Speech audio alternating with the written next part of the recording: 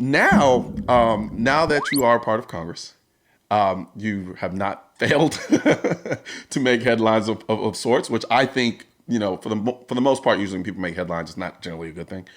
But in your case, I think it is. I think you're doing a phenomenal job, at least from the standpoint of protecting the Second Amendment and demonstrating that by making headlines. So let's talk about this most recent headline that you made, and tell people about what happened.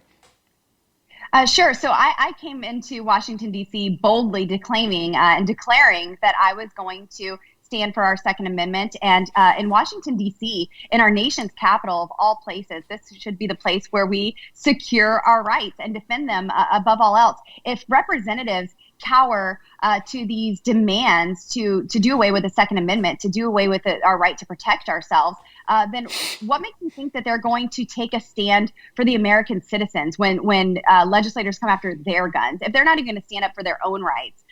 So I came to Washington, D.C. and said that I was going to follow Washington, D.C.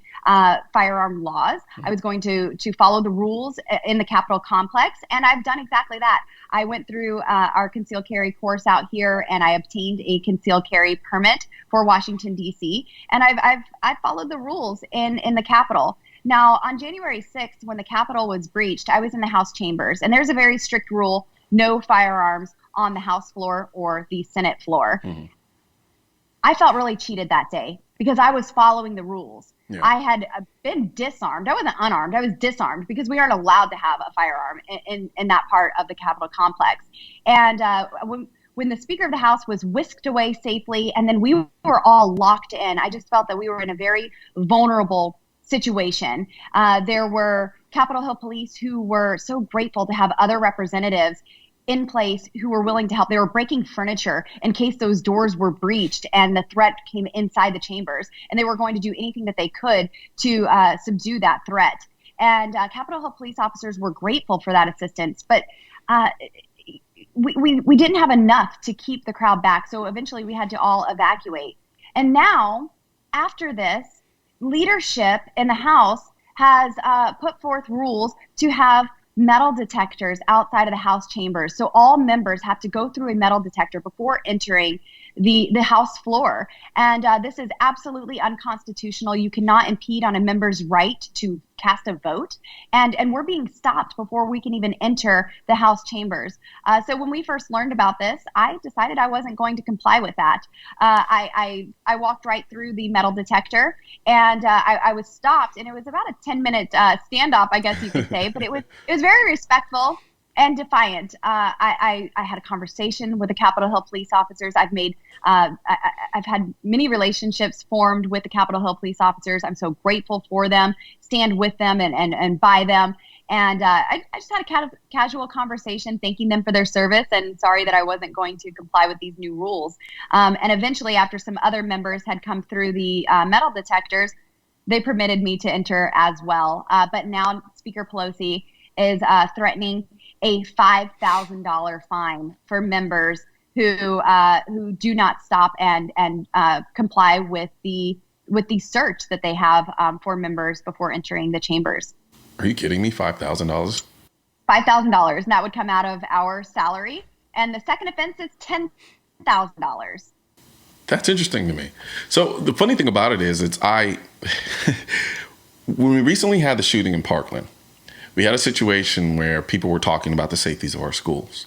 And for a lot of people, we were admonishing the fact that, hey, look, why don't you have metal detectors before going into the school? And the thought of that was just preposterous. Why would we put metal detectors at our schools for people to go in?